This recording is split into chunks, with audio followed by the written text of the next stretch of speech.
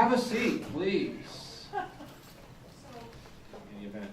Let's just run this video, and then I'm going to turn things over to the delegates to do whatever they want to do with the slides, the pictures that are going to go up.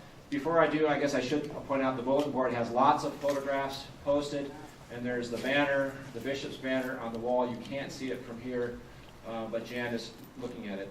So we'll talk more about all of that as time allows in due course. Okay, a little video taken, this one by Bill Risson.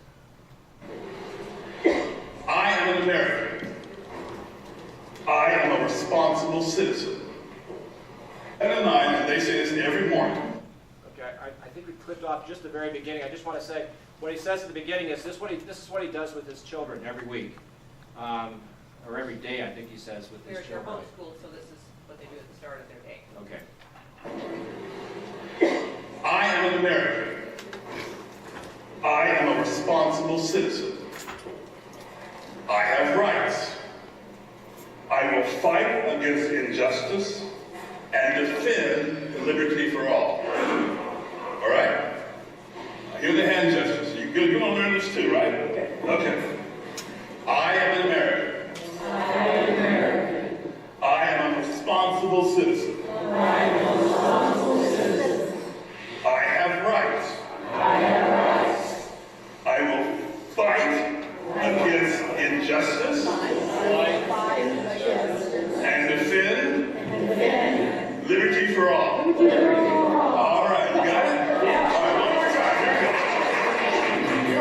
You are the three guys, right? Words, but you do the gestures, you lead us, right? Here we go. I am an American. I am a responsible citizen. I have rights. I will fight against injustice and defend liberty for all. All right, thank you so much. Now, I believe you can say that whether you are Republican or whether you're Democrat or whether you're Socialist. I think you can say that. And I think you can teach other people to just say that. I think you can say that whether you're part of the Black Lives Movement or any other movement, any other cause, or I believe you can say that. And I just, even though I came down pretty hard on this God and country thing this morning, right? I still believe you can say that as a Christian. You can affirm that. And I would encourage you to think about the way we interact with others and what we sort of use to frame it. Because the pictures, we're going to go ahead and do a slideshow now, but the pictures really are just intended to be the backdrop. The focus of what we're going to do from this point on is whatever the delegates from last weekend want to do, what they want to say about it. And the pictures may spark an idea, or they may just go off on their own, and you'll be entertained by what's going on in the background. But that's just background sights for whatever noise they make in the foreground. So, which one of you wants to start? Terry, as you will see, is featured in a couple of these pictures, and it was to Terry on behalf of Trinity that the bishop's banner was presented. He may choose to talk about that, or he may choose to talk about something else entirely. Good morning. Morning. Well, now everybody gets to sit. I like it. It was a very interesting convention. For those of us who've been to a number of conventions, this was in some ways different. There were some organizational problems on the diocesan level. Our people did an amazing job. Mark was everywhere. Our team had everything lined up, but there was still, where the heck are we going? When do we know what's going on where? Oh, they've moved that now and it's over. Yeah, there were some of those lovely moments. But the content of the convention was great. You've already seen our keynote speaker. I found his presentation delightful. He's got a good sense of humor. It was well done. And it was fun to be there, and it kept us at least kept me awake, which is not always the case with some of these things. So I think at this point I'll turn it over to Rick. Now, in terms of the before I do, however, let me say that the real highlight was the hotly contested election for diocesan council, and our own Barmeo is our new delegate. Yeah. It was hotly contested, which means if you signed up, you won. But she was brave enough to do it, and I think that will be a wonderful asset to Trinity and to the Diocesan Council. So with that, I'll turn it over to Rick and steal one of these front row seats and go from there. What Terry failed to mention was that he was the recipient of one of the first annual Bishop's Award, is that what they called it, which is a beautiful cross. Was it a cross? Yeah, it's a cross. The cross was made from what had been the high altar in St. Matthews, Ontario. Jim Mosier did the woodworking. It's a small, roundish Celtic type cross with a reddish something stone. My wife says it looks like a Luden cough drop.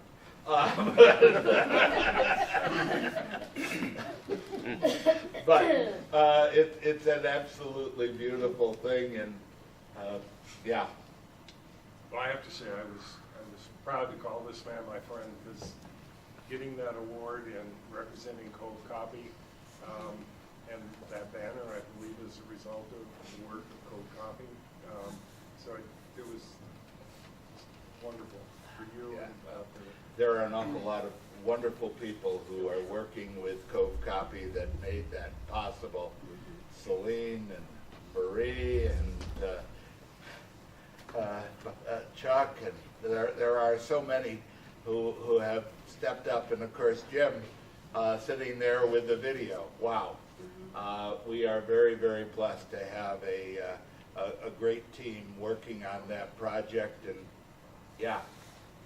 Terry, isn't the banner a traveling banner? It's a traveling banner, and it's in bad need of repair. Or replacement. Yeah, well, I don't know that they'll want to replace it, in that it is kind of a traditional thing, but I think wherever it's been, there have been moths. There's some holes in it. Yeah, it's very holy in one sense or the other. there's just a couple things that I want to say. It's been years since I've been to a convention, and so naively I walked into the first meeting, which was the budget committee, and there weren't very many people there. But a couple things. The audits have all been approved from last year, and they've been completed for this year. And apparently, where the budget is prepared, and there's a $10,397 deficit, but they really feel that's manageable, and 5,000 of it is already taken care of through a change in medical insurance for diocesan staff. Probably the highlight for me was the bishop's speech on Friday night. The bishop, in my mind, was really clear that he's open to change. He used what I guess you call an acronym C, which stands for S is for shift, and that what he said was that the old expression, if you keep doing the same thing and you get bad results and keep doing it, that he's basically saying you don't need my permission to change what you're doing. The E is for experiment. He said have fun, take risks, learn from your experiences. And the other E from C is empowering each other and ourselves. He made it sound like there were three areas. Well, he did. He said there's 3 areas where he can see this happening, among many. But one was his visitation. When he comes, talk about what you're doing different. Do things different. That was one area. He said the diocese. Another area is exploring new congregations, which is kind of like everybody's like, oh, where? You know, I mean, we feel like we're losing members across the diocese. He talked about the Snake River prison, the possibility of starting a congregation at the Snake River prison, which I think would be wonderful. And then he talked about next year's convention being kind of a laboratory for trying new things, and I think he's going to be kind of surprising folks next year with some new options. I'll let that go. That to me was the most impressive part, and Jimmy took a video of it. I'm hoping. Hey, what's your plan with that video? My plan with the video is somebody from Cove is going to tell me what to do. Well, I wish we could. I know there's some access it people who'd here, like too. to see it. Yeah. I'd like to comment on that. I was there too, and the bishop so impressed me with his address. And I told him if I were 20 years younger, I would want to get involved again.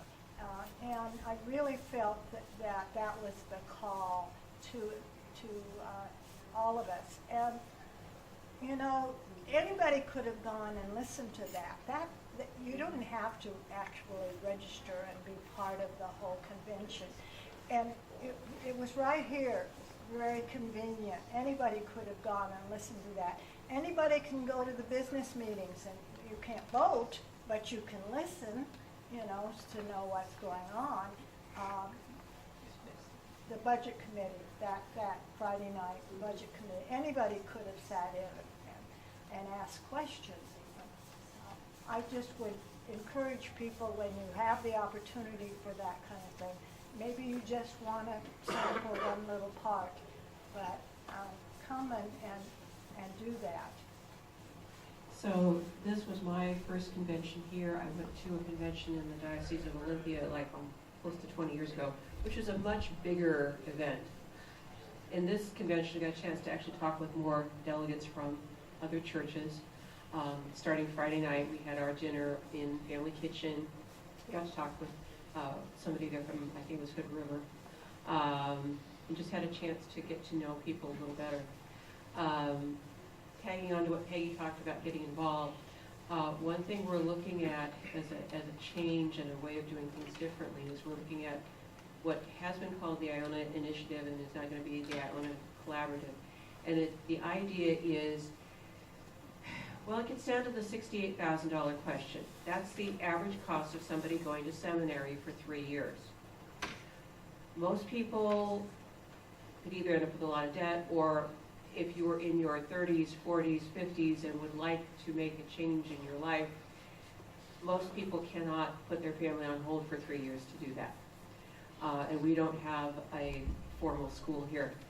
What they're looking at doing is a collaborative effort. It'll be diocese-based. There's already 21 or 22 dioceses that are doing this, working with the, I think it's Seminary of the Southwest, anyway, I forget the exact name. Classes would be online and then on the weekends. So you would be doing a bunch of stuff online, and you'd be having like a weekend class every month with your professors and students.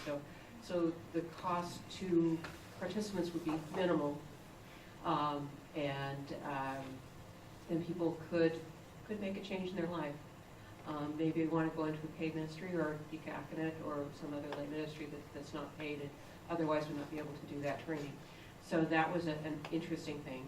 And then we did talk about the possibility of the Snake River thing, the Snake River correctional place. And we do have active people there. The problem is just getting them into kind of a status where they could be more formal and figuring how to let them participate in convention and things like that. Okay? And I did Julie Stratton's workshops, which were a lot of fun. And I also booked for him. Anyway, I guess that's enough talking. You can do the next part.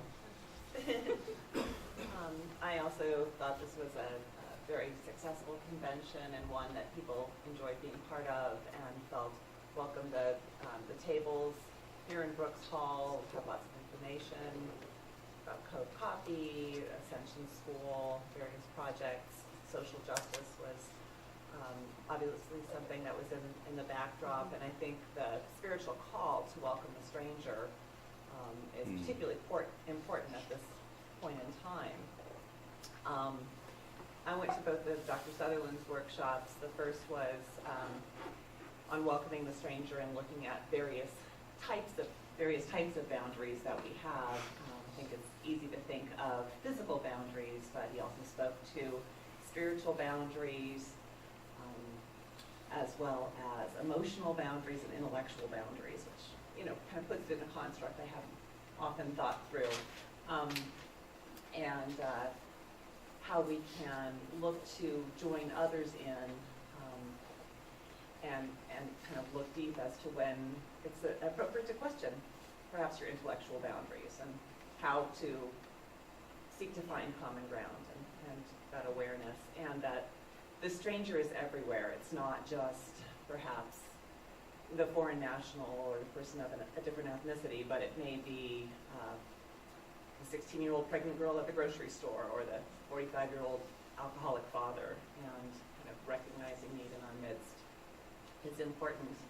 I also went to his second workshop, a look at the image of God, the Word of God, sending of God, and vision of God, and kind of look to what we do to really build community within our church, within our church community, and then how to take that to the broader world and see Christ within each other. I thought Dr. Sutherland himself was a fabulous example of trying to always show respect for a different perspective, challenge it, but without jumping in and being divisive with the person. And he was asked a question that I think would put a lot of people's hackles up when it came to the questioning at the final address with regard to Robert E. Lee figures that would memorialize, and he, very clearly said Robert E. Lee was an abuser, he was a terrorist. Really look to your history, where I think some folks, perhaps with rural or southern background, may have been unaware of that and not making that personal. I think trying to include someone who felt probably on edge calling the question, maybe not sending her out to the island. He also provided depth with what he shared and lots of reflections on various portions of Luke in terms of how Jesus was inclusive of those who were on the outside, from tax collectors to probably ladies of the night and so forth, and so that provided a little bit more grounding. He was very easy to listen to and had a great sense of humor, which was awesome. The bishop kept the number of breakout sessions to a smaller group than typically. There was usually a craft group, a breakout session with Julie Stratton, who's a fabulous speaker, non-binary, looks to create our welcoming, extend that into the LGBTQ community. It's hard to get hold of. And herself is, I think, a fabulous educator. I think she and the keynote, who was much more kind of conventional in his style, always in a suit and so forth, were able to rib each other a little bit. And I think that's a good model. Being serious about the work you do, but not taking yourself too seriously. That's all I know. Well, this was my first convention, and it's a little overwhelming. Did we tell y'all who the speakers were, where they're from, and everything? No. Okay. Dr. Arthur Sutherland, he was the keynote, Associate Professor of Theology at Loyola University in Maryland. Julie Stratton is the Executive Director and co-founder of North Idaho Pride Alliance. And I guess she was at convention last year. And I attended Sutherland's first workshop, and what my takeaways from that was our ability to have empathy and understanding your own boundaries, which will allow you how you will react if someone pushes that. Being your brother's keeper without regard for reciprocation. That's kind of what I got out of the book, too. Mm-hmm. Yeah. Julie's workshop, Creating Social Change, one story, one person at a time. And this was so interesting because Peggy and I had an opportunity to sit and just chat for a minute, and I shared some of my story with her that she didn't know, and, you know, it was just living proof right there that we all have a story to share. That was worth being there, that moment with you. That gave me, you know, if nothing else had happened that was valuable, that would have been enough to. Oh, thank you. Julie was she was a dynamo. I really enjoyed her. And she talked about owning our privilege and how we need to recognize it and use it. Celebrate our differences. She talked about the power of storytelling and stepping out of our comfort zone. Your story can heal you, and it might heal someone else. The spirit is connection to someone else's heart. I got pretty sentimental in all of this. But also, diversity is asking someone to dance. Inclusion is asking someone, diversity is asking someone to dance. Inclusion is asking someone to dance. Isn't that sweet? Live our authentic selves and share our hearts. Somewhere in all of this, it came up with, how do we talk with people we don't agree with or who don't agree with us? And she said, find out what we share. Don't identify with politics. Talk about what unifies us, our common interests, core values. I exist, and I'm going to coexist with you. I said, I guess I'll get over it.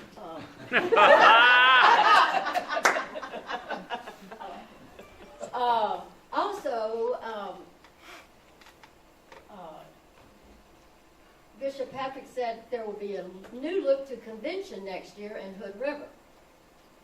And apparently he's going to use convention as a laboratory and explore from the community what we need to know. Do you remember that, y'all?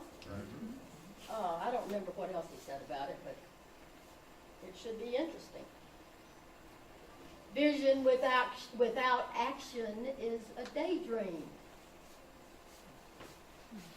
Then, that night at the at the banquet, we discussed gather, transform, and send. And we were asked, which of these are we good at? What do we do the best? Do we gather? Do we transform? Or do we send? Gathering, inviting, greeting, orienting, integrating. It's like when I see strangers, when we have a visitor that I'm close to, I tend not to walk across the church to greet them.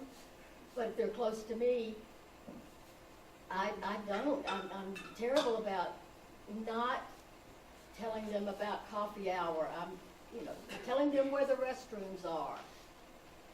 Really greeting them and inviting them and integrating them into how we do. And actually, when I first came here, had I not just said, I'm going to go do that, nobody invited me to come to Adult Forum. Just saying. Transforming is study and learn and action and life in our community and worship and prayer. And sending is going forth in the world and to seek and serve and love and respect. And I personally think that we're all really good at doing that for sure. And they gave us homework. So I'll be interested to see how we do with that. Ms. Joni? I think that covered everything that I was going to say, because I just took some key phrases that meant a lot to me. And my fellow delegates and stuff have said it. The one thing I want to say is that Trinity folks stepped up big time on hospitality. There was a lot of compliments about our greeters.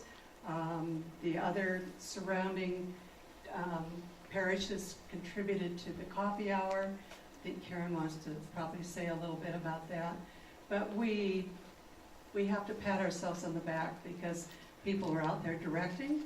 People were welcoming early in the morning in the cold weather. And I was so proud of our congregation for all that they did. One thing that I had the privilege of taking Dr. Sutherland to the airport, and I thought on the way before then, he needs to take a peace candle. He doesn't need to, but I offered it to him. He was so delighted. We forget that we have peace candles in our congregation for other people to pick up and take back to their congregations. And he was excited about it, and the message that goes along with our candle. So think about passing the peace, because ours now is back in Maryland, and I'm proud of that. It was good. If you get a chance to, I spent time with Julie Stratton. She is a hoot, more than a hoot. You can listen to her for hours.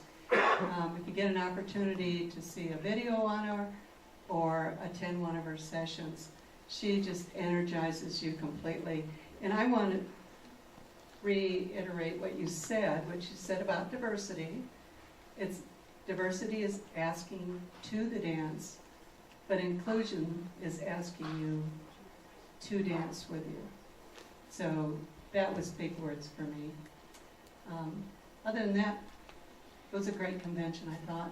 Karen, do you want to say? Sure. Of course you took. We're wardens together. Yeah. We were great as a church. Oh my gosh. All you had to do was ask, and there were 1,000 hands raised. And so I just want to read you the list. I mean, they were such a good group. And the goal this year, too, was that Trinity didn't do it all, that all the local parishes would do it, too. And so, now help me if I forget, I called Madras, Prineville, Sisters, Sun River, Redmond, thank you. And so there were 5 snack stations, and they hosted and brought food for those snack stations. and Trinity also hosted a snack station. Then we did coffee hour. And so I just want to read through the list. But before I go there, before it even started, Mark, who we now call Remarkable, cleaned up the grounds. And so I have to read a list, I'm sorry. So, the people that helped him, Dave Carroll, Derek Yarborough, Rick Negus, Dean Greeno, Bob Hahn, Jerry Lear, and Tom Baxter cleaned up the campus, the whole campus. Oh, Trinity, my. St. Helens, they just made it shine. So then Jeanette Bieber and Kathy Douglas, I can't thank them enough. Jeanette got greeters, all those people standing out there in the rain at 7 a.m. in the morning, continuing whenever people were moving to be out there greeting. Jeanette got all those people and organized it. It was just amazing the work she did. Kathy Ann took over coffee hour. That was great. And Jeanette and I helped with that, obviously.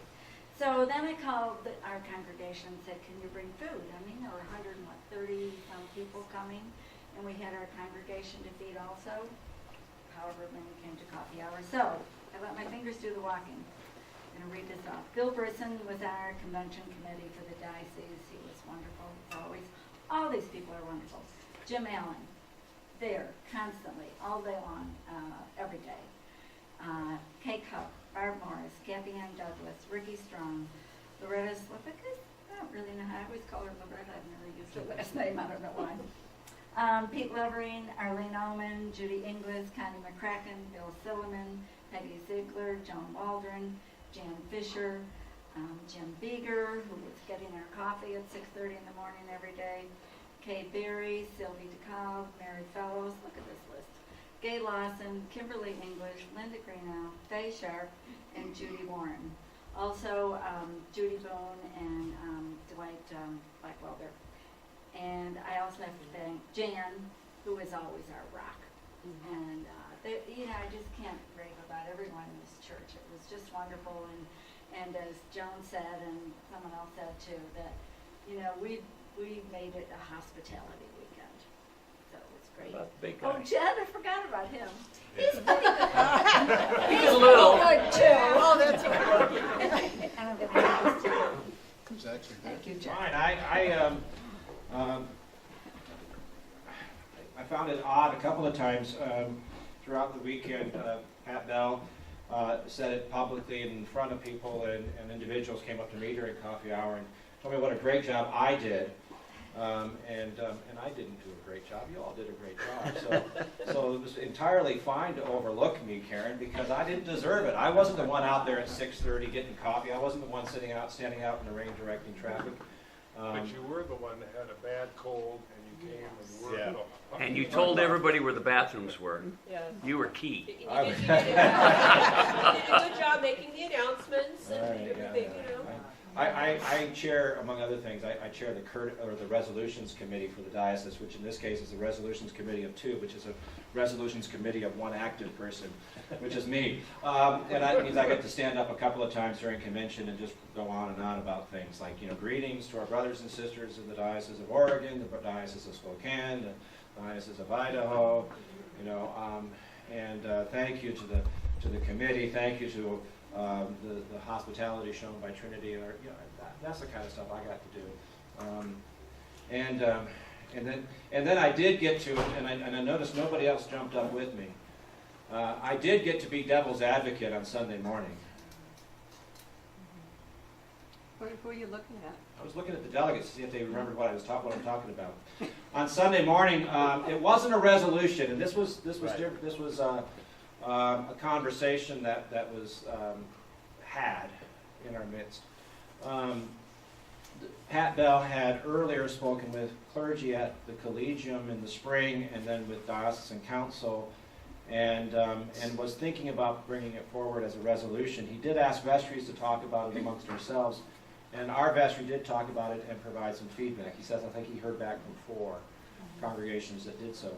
The question was, how do we organize representation at convention? Because the current system is membership dictates how many. There's I think there's a base level of, I think, 3 delegates from every congregation, and then there's additional delegates for the larger congregations. And so the question's been raised, is that the right way to do it? And there are reasons why it's not. I mean, I readily admit that.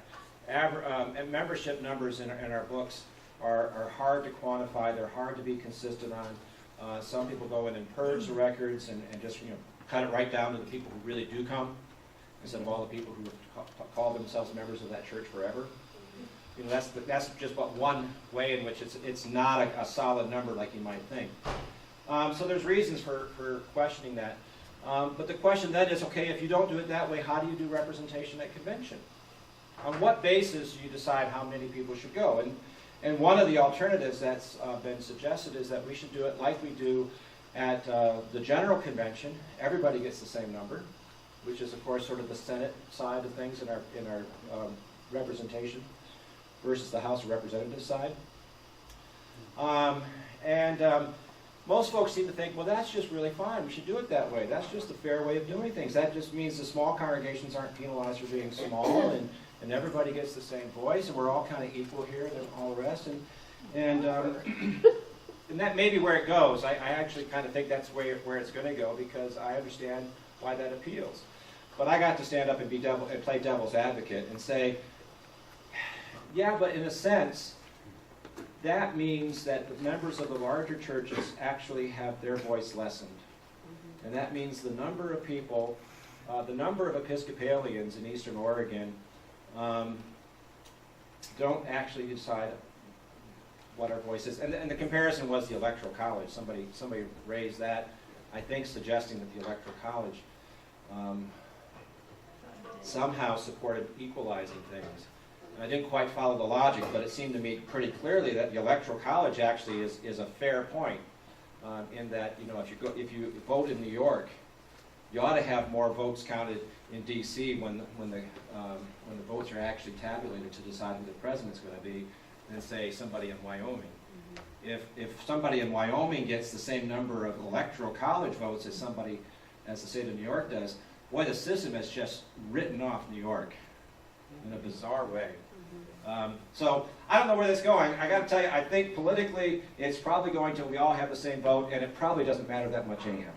But the other alternative that has been talked about is using the number that we get for average weekly attendance, so that if you have 50 people who actually show up on an average every week, that would be your number instead of the 200 people that you have on your roll, and that might be a temporary compromise. And then that would need to include people who come on a Wednesday service if you have them, or things like that. So anyway. Anyhow, we weren't always nice, and there was some brief mention earlier of really, and I thought it was an unfortunate moment at the end of our last session on Sunday morning, when someone stood up and asked about this is complicated and it's divisive in our country right now in several places, but that question about the Robert E. Lee statue, and I thought the timing was really unfortunate because it didn't allow for us to have any real conversation. Somebody raised a concern that really seemed pretty irrelevant to the whole of our convention. I understand. I mean, it comes from someplace. Something got struck, a nerve got struck or whatever, and so someone raised a concern, and I did fear a little bit that rather than finding a way to have a conversation about it, it was just kind of slammed shut. And I think it almost probably needed to be in that context, because it really was the very end.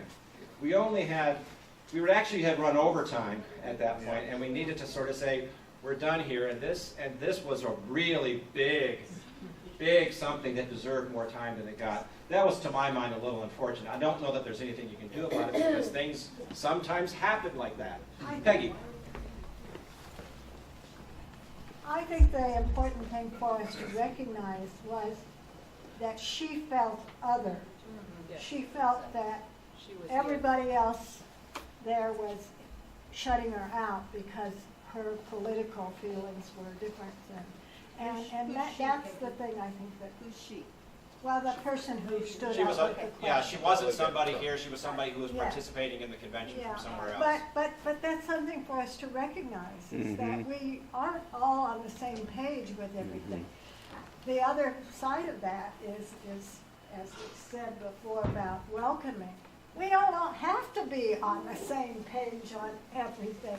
What we need to do is to concentrate on those things that bring us together, our shared faith, and work on those kind of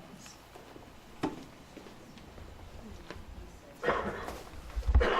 Anybody else? Do you have any questions? We've talked a lot, but we haven't offered questions. And Ken wanted to ask a question. Do you want to talk before a little bit? Okay, Ken, you talk. Well, I wanted to pick up on things that I have heard right here now, and I wasn't at the convention, but Carly mentioned intellectual and emotional boundaries, and there are two of you up there who deal with that professionally in a courtroom. I'd like to hear more about that. Plus, you mentioned let's dance. Now, that is a physical thing, and what struck me about it is some people dance, some people don't dance, but we can get that physical nature in our mind. Where do we go with that if we say, okay, let's dance? I don't dance. But you can get the physical side of it. So I'd like to hear a little bit more about where do we go from here? And those two things seem to me to be the boundaries and the let's dance stuff to be very meaningful to me sitting here as a listener. I might take one of those. So Arthur Sutherland, in starting the discussion about boundaries, he shared one of his personal life experiences. Grew up in Connecticut, which he swears has the best pizza in the country. Makes you think of Mystic Pizza. Anyway, so one time when he was, I think in his perhaps late 20s, early 30s, he was just kind of walking in across the porch, ordering pizza, and there was a young woman, 20-ish, who looked very distraught, kind of just like, hands over her face, and he asked, how are you doing? And rather than the usual, I'm all right, that's a great, have a good day, whatever, she poured out, opened up to him, and he wound up sitting with her, for hours, conversing and sharing, and they became, friends through correspondence over the years and maintained contact. Then there was a hiatus and a time that they hadn't been in contact. He'd had a couple of moves with his career and where he was academically, and she sought him out through, I think, her sister or stepsister or something. Anyway, and so they corresponded again. But that, I guess, at times, maybe people need to go deeper, or at times when people do self-disclose more than would be kind of what we would typically do in our day-to-day lives. I guess there was something in their experience that was really good at that. So just, interesting to think. I kind of go to the, intellectual boundaries at times and kind of think through, it's interesting because I don't think about kind of on a personal, as I perceive it level when I'm needing to get on top of a different issue for motion hearings and so forth in my public defense practice. But it was, in that sense, it was an interesting construct for me. So, I don't know if that helps at all. Oh, it needs a lot of help, actually. I think the one thing that I wanted to talk about was that last thing at the end of the session where there was a stranger in our midst, and I don't know how welcoming we were. A lot of us are kind of speaking the same language and on the same track, and there was this lady who was clearly not together. As she described herself, she was as socially progressive as any of us, but politically not so.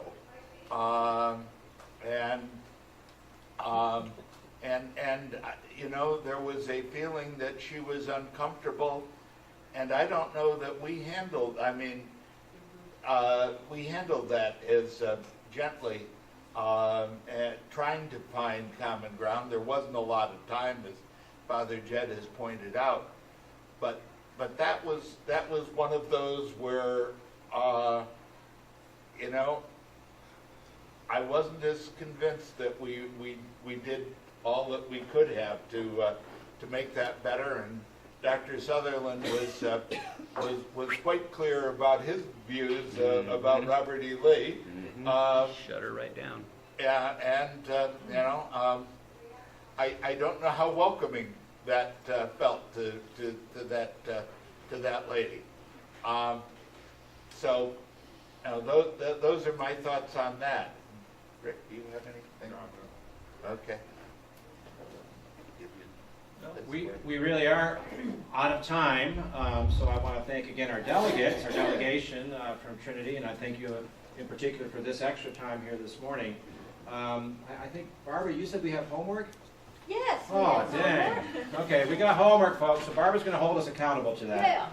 Yeah. So that'll be good. I'm just going to offer a reflection here at the end. I mean, just listening to us talk again about that particular point at the end of convention. There's a tension, isn't there? It seems to me, and it's worth our noting. How do we stay open to one another, even as we stand firm about what some of our values are, and those values don't always agree.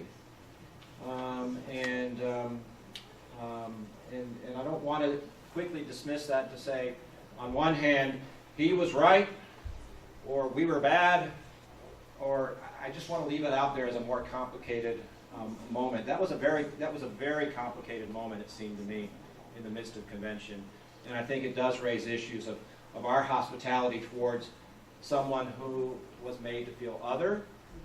And I also want to say, we need to be, as I think we talk about in terms of boundaries, we need to be clear about where we are and who we are, what we stand for, and what we value. And in every way, it seems to me, and I think Betsy does a lot of this with us. You know, let's make sure we're clear about what's positive. You know, we're for love.